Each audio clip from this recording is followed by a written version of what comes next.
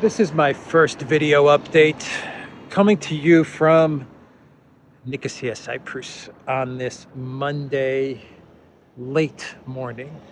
Let's talk about some news. We had a big election day yesterday. Elections in Brazil, the first round of voting. It didn't see any candidate get to over 50%. So we are heading for a runoff. And that runoff will be between Bolsonaro and Lula. I believe that Lula ended the evening with 48% of the votes, I believe, 47, 48%. And Bolsonaro ended it with like 43.5, 44%. Bolsonaro did a lot better than the polls were predicting. So once again, the pollsters, they seemed to have gotten it wrong. So it was a lot closer than many people expected, but we're going to have a runoff, October 30th. Lula v. Bolsonaro. Incredibly important elections in Brazil at an incredibly important time. It's like a heavyweight match, Lula v. Bolsonaro. October 30th, we're going to have the runoff. So that is going to be a story to keep a very close eye on. Bulgaria also had elections.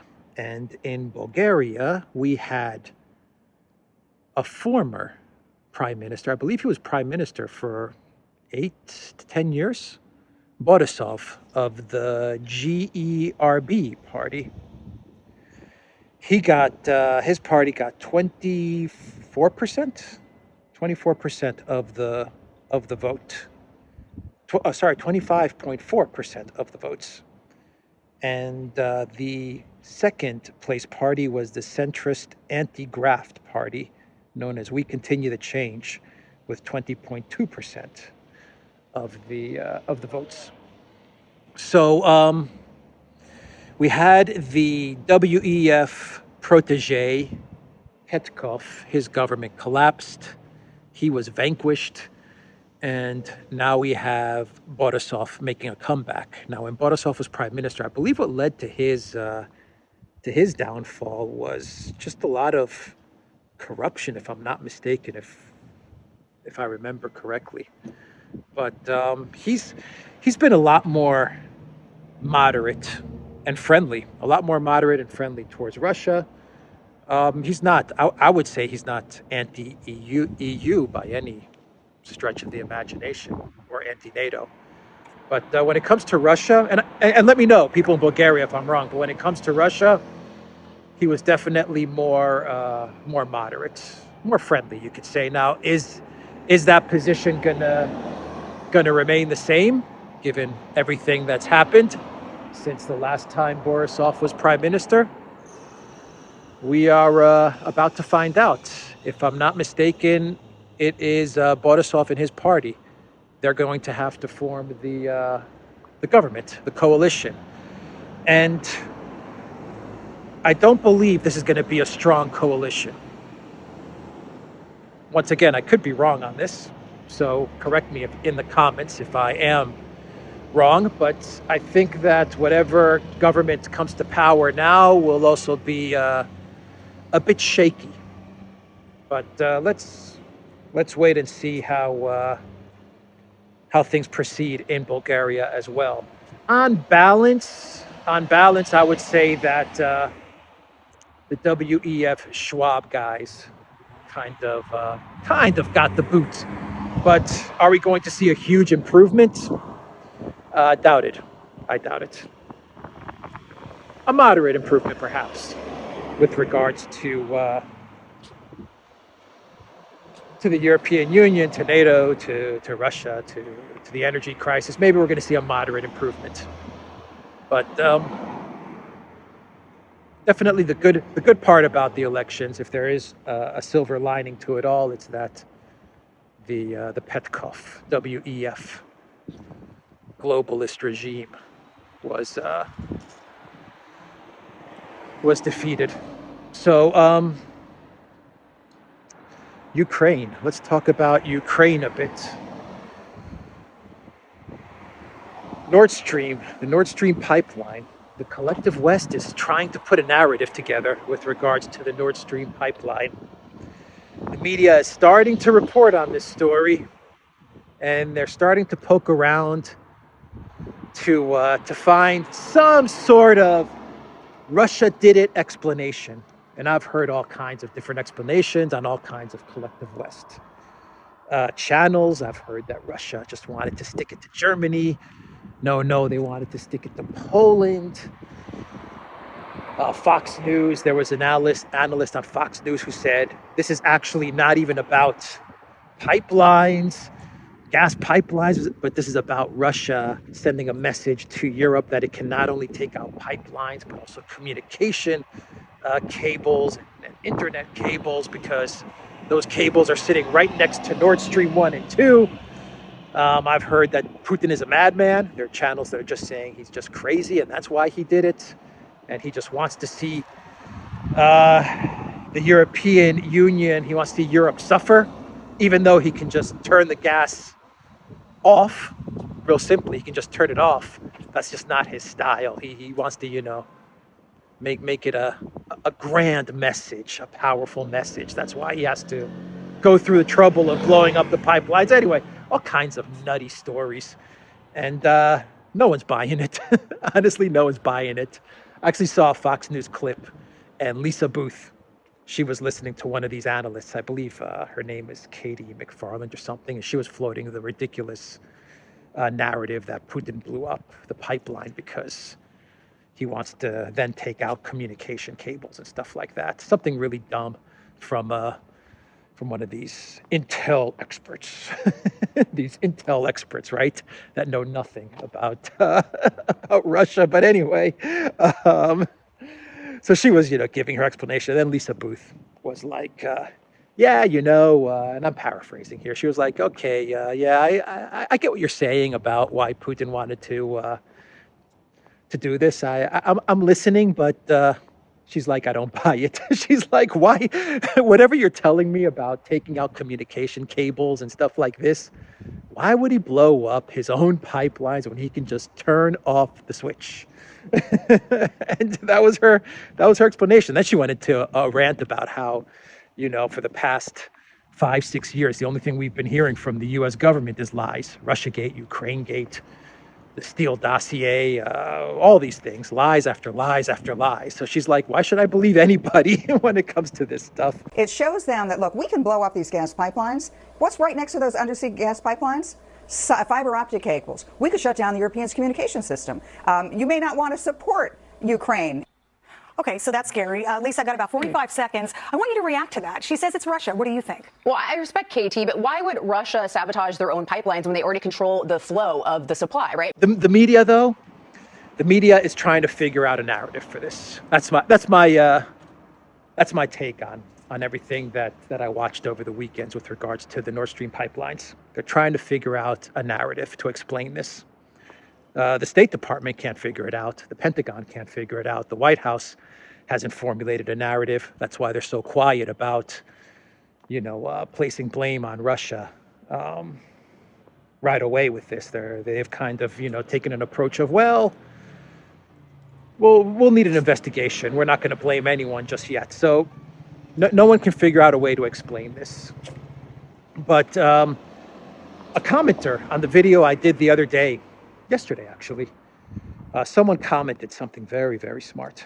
And they said, the State Department, just 3-4 days ago, when this first happened, Blinken, he said his first statement when this sabotage happened, the very first statement that came out of Blinken's mouth was, it's in no one's interest to have blown up these pipelines. He said it's in no one's interest. And then yesterday, was it yesterday or Saturday, Friday? Anyway, a couple of days ago, he's giving the press conference with the Canadian foreign minister. And what does Blinken say? He goes from it's in no one's interest to sabotage the pipelines to this is a tremendous opportunity. And keep in mind, he's still not saying the U.S. had nothing to do with it. He's not saying that. And he's not saying Russia did it either. He's still in this gray area. The Department of State is still in this gray area. They'll come out with statements saying this is absurd, what Putin said about us doing this, or, don't listen to Putin, he's a liar. They'll come out with like very, very kind of like lawyer speak, or diplomat speak, very, very gray, very hazy. But they're very careful not to come out with a definitive statement. Anyway, I thought that was a smart comment. And it shows that the Department of State is completely lost with regards to how to spin this. Completely lost. But it is a tremendous opportunity. That's what Blinken said. It's a tremendous opportunity. Russia is saying, the Kremlin is saying a couple of things. One thing is that the Kremlin is saying their intel services are collecting evidence. And they are saying that so far the evidence that they're collecting sees a Western trace. Sees a Western trace. Now, Russia knows what happened. What happened. The United States knows what happened. The UK knows what happened. I'm sure Germany knows what happened. I'll bet you China knows what happened, and I'm sure India knows what happened. But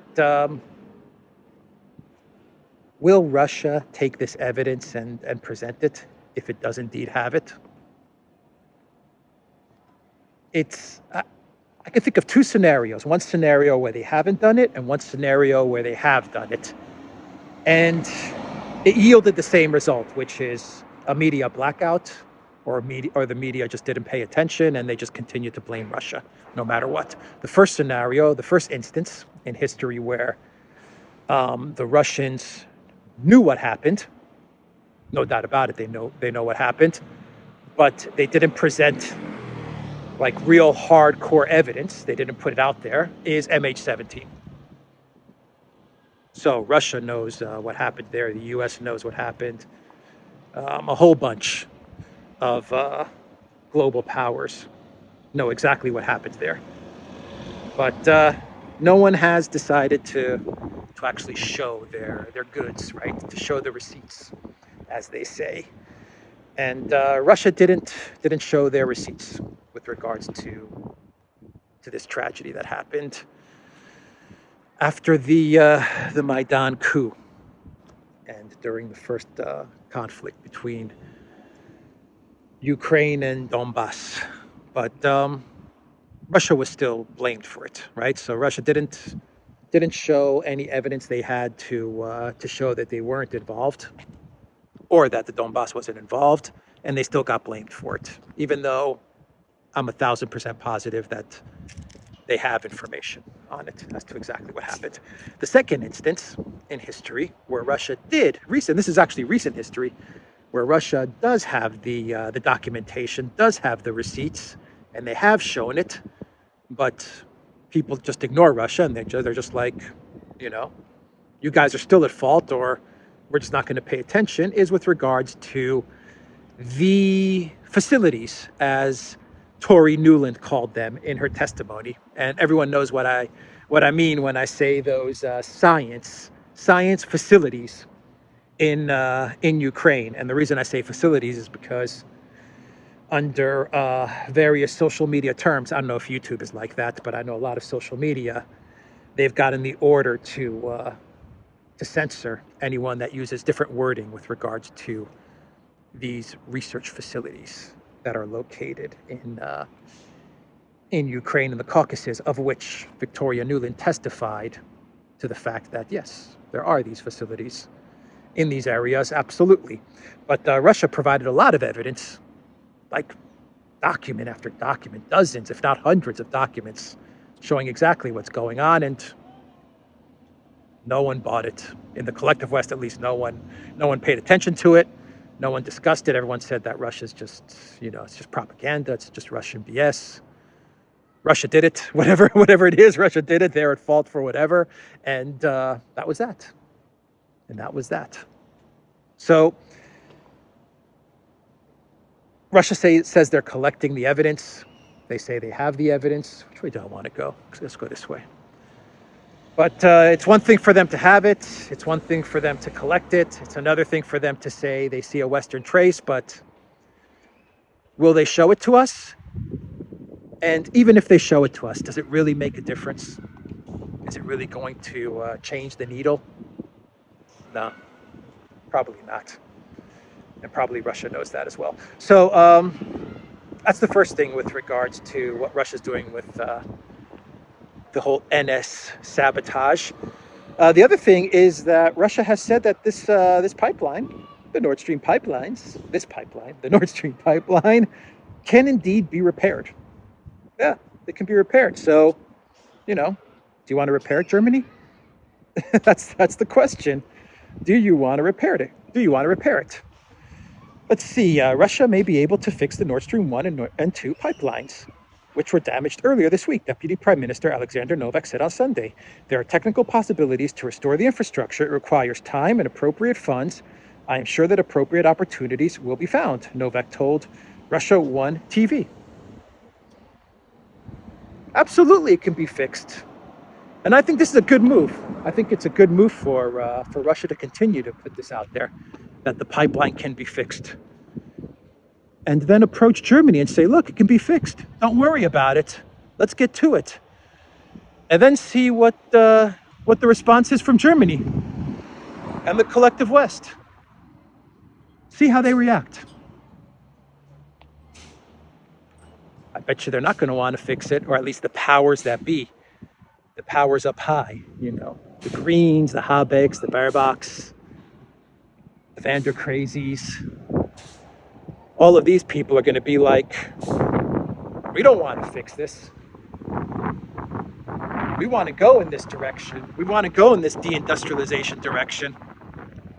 There is no turning back. We've burnt the bridges. Let's push forward. So I think that's a good move for Russia to continue to say, let's fix it. Let's fix it. Come on, let's fix it. We'll even pay for it. If I was Russia, I would be like, we'll even pay for it.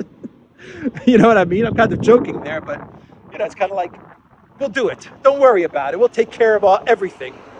We don't want you guys to not have the opportunity of potentially getting some of our cheap, dependable Russian gas. We don't want to deprive you of that opportunity. So we'll fix everything up. And you'll see that Germany will deny them. Right? The collective West, Germany, they'll say, nah. We don't want to fix this thing. That's a good move. That move I like. That's good strategy. So let's see here. Let's sit down here. I did not expect to find a bench right here. What is that? What is that? Right there, that monument. What else should we talk about? We have a situation in Ukraine with Kadyrov. He put out a social media post blasting a Russian, I believe he's a Russian general who he thought was in charge of the situation in Lyman, but it turns out that this is for the friendship, a park, friendship between Armenia and Cyprus. So Armenian friendship,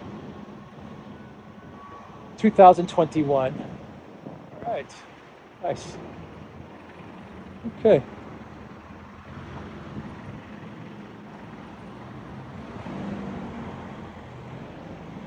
So,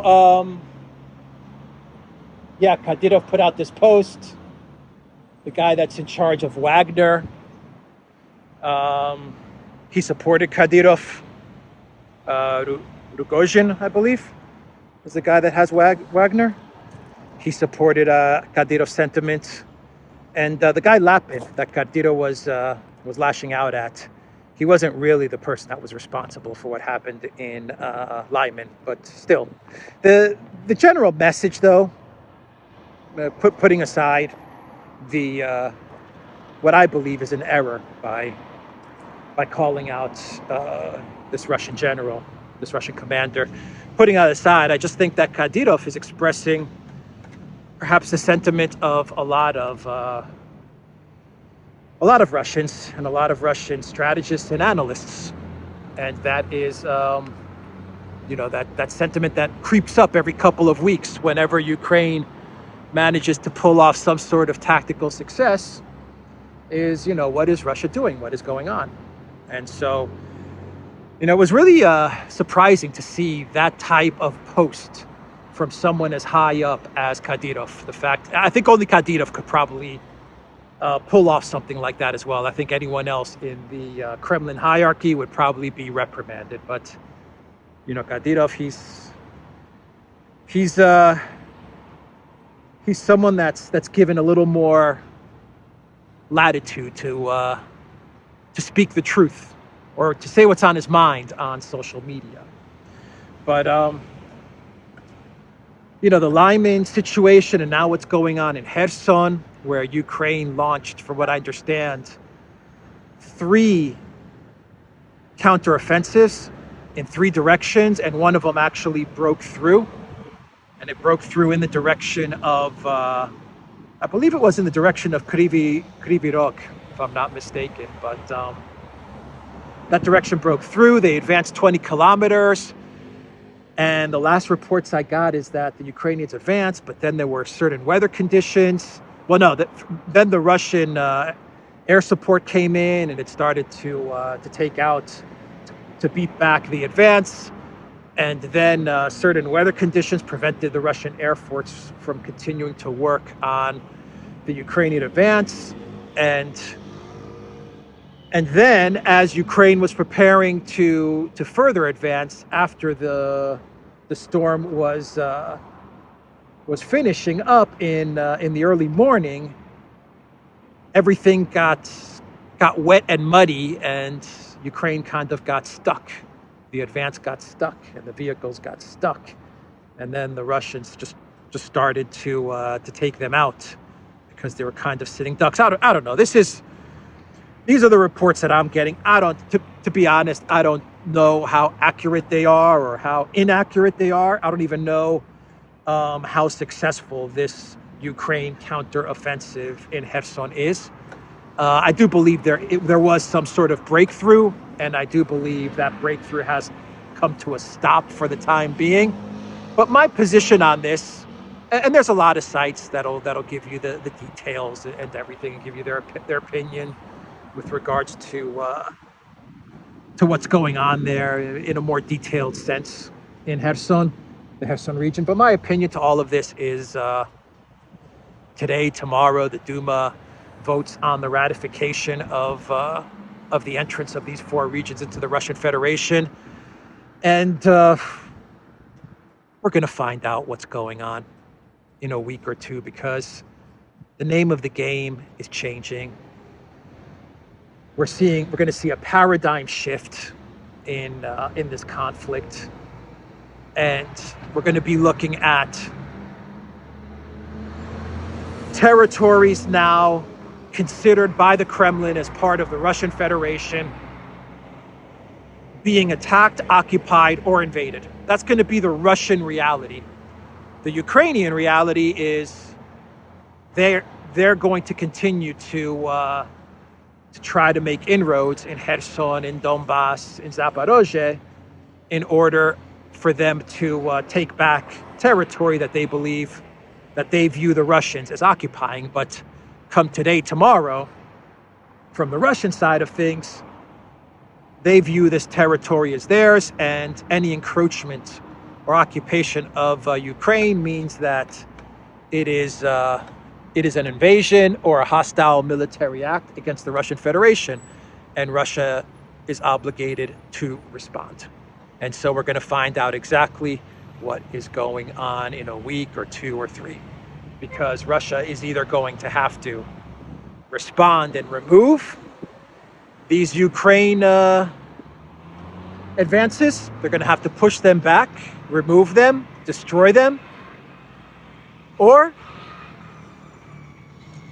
or they're not going to be able to do that, in which case we're going to find out exactly what the deal is, right?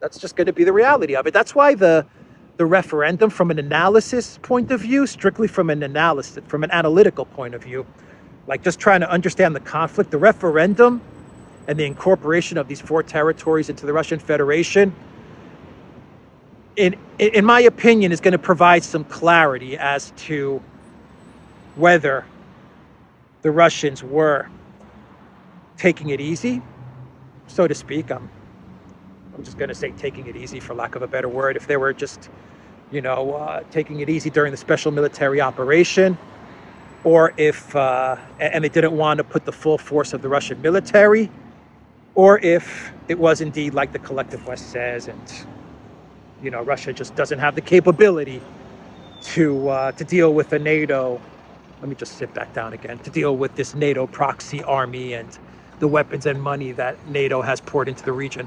It's going to be one of the two.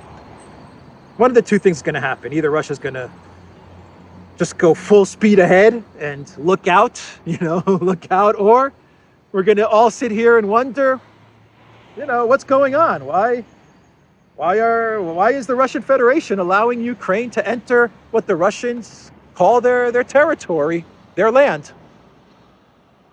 So give it a week or 2, maybe 3, and the truth will present itself. Maybe faster, maybe tomorrow, maybe the next day we'll get some more clarity as to what the real situation is with regards to the Russian military and its approach in Ukraine, fighting the Ukraine military, and more importantly, its approach fighting the NATO forces and the NATO mercenaries.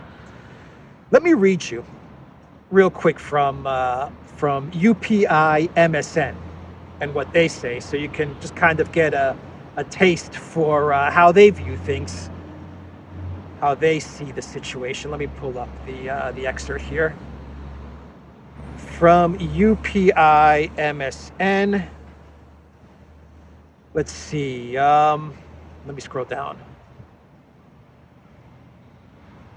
Okay, Zelensky, in his nightly address on Saturday, praised those around the world who have condemned the sham referendums by Russia to annex the 4 regions.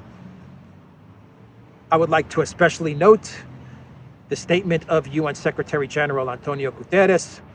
He bluntly said that Russia violates the goals and principles of the UN Charter, and that the pseudo-referendums and attempted annexation will have no legal force. Zelensky said, when such words are heard at the highest level in the UN, everyone in the world understands everything, and Russia has no such veto right that can stop or cancel this understanding of the world.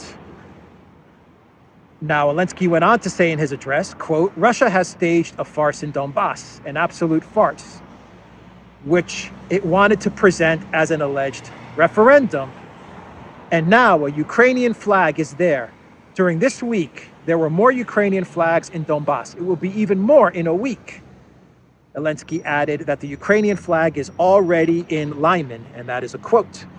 The British Defense Ministry, which has been providing intelligence updates throughout the course of the war, said Sunday that Lyman was likely being defended by undermanned elements of Russia's western and central military districts, as well as contingents of voluntary mobilized reservists.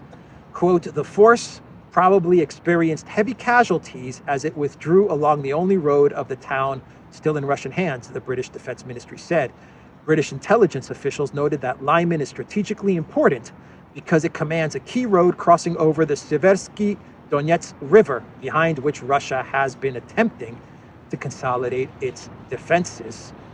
Russia's withdrawal from Lyman also represents a significant political setback, given that it is located within Donetsk Oblast, a region Russia supposedly aimed to liberate and has attempted to illegally annex, the British Defense Ministry said. The withdrawal has led to a further wave of public criticism of Russia's military leadership by senior officials. Further losses of territory in illegally occupied territories will almost certainly lead to an intensification of this public criticism and increase the pressure on senior commanders. So that is how the collective West is viewing this. This is how Zelensky is viewing what happened in Lyman and what's happening in Kherson now. He is saying we have one flag in Lyman, we have many more on their way, and we're going to prove that the referendum was a farce by taking more towns and villages. That was Zelensky's speech that he gave on Saturday. And then you have the British Ministry of Defense and the intelligence officials there, who do acknowledge that Lyman was being protected, was being defended by a very sparse force. But the Defense Ministry does note that this is a significant setback for Russia, especially on a political level. They make it a note to specify, to say that on a political level, this represents another defeat for the Kremlin. And in my opinion, this is the British Defense Ministry saying what the collective West is thinking. They're saying it out loud, which is the more discontent and doubts they create in Russia with regards to how the Kremlin is pursuing this conflict, the greater their chances are of getting that regime change. That's how they view it. That is exactly how they view it. A village here, a village there. Maybe it's not a big deal from a strategic standpoint. Maybe it's not an operational victory. Sure, Ukraine has to suffer heavy losses, but using our soft media power and building a narrative that the Kremlin is in disarray and that Russia is losing this conflict and they don't know what's going on. They don't know how to fight this war. Maybe that's going to be enough. This is what the British and the collective West are thinking. Maybe this will be enough to create the conditions to spark some sort of a regime change in Russia. That's kind of what the Ministry of Defense is saying, because their hope, their great hope, their biggest hope in all of this, the only way they can truly win this conflict is if they get a regime change, and they know it, So, with that being said, let's do a quick clown world, and this is kind of like a clown world. It has to do with the 9 NATO countries that have sent a letter stating that they fully support Ukraine's fast-track entrance into the NATO military alliance. So basically, these are 9 countries that are absolutely in favor of nuclear Armageddon. Go figure. So I'm going to read off the 9 countries, and it comes with a short statement as well. And take a guess which 9 countries are absolutely in favor of a Ukraine NATO fast track, and which 9 countries are in favor of a nuclear Armageddon, because that's what that would mean. Quote, "We firmly stand behind the 2008 Bucharest NATO summit decision concerning Ukraine's future membership," the presidents of 9 countries stated. And those 9 countries are, they also urge all allies to substantially increase their military support to Kiev, go figure. But those 9 countries that absolutely support Ukraine's fast track are Czech Republic, surprising, kind of. Estonia, not surprising. Latvia, not surprising. Lithuania, no surprise there. North Macedonia, Montenegro, Poland, Romania, and Slovakia. I'm a bit surprised at Romania, not surprised at Poland. I'm also a bit surprised at Slovakia. North Macedonia, Montenegro, I just think to myself, what the hell are they even doing in NATO? When I read that, I'm like, what are you talking about? NATO? Really? North Macedonia and Montenegro? I'm just like, that's I don't get it. Anyway, I mean, it's all about surrounding Serbia. I understand that, but come on now. Come on. The Baltic nations. No surprise. Czech Republic. Okay, the government are EU lapdogs, no doubt about that. I mean, they were pretty much appointed by the European Union. That government was cobbled together by the EU kleptocrats.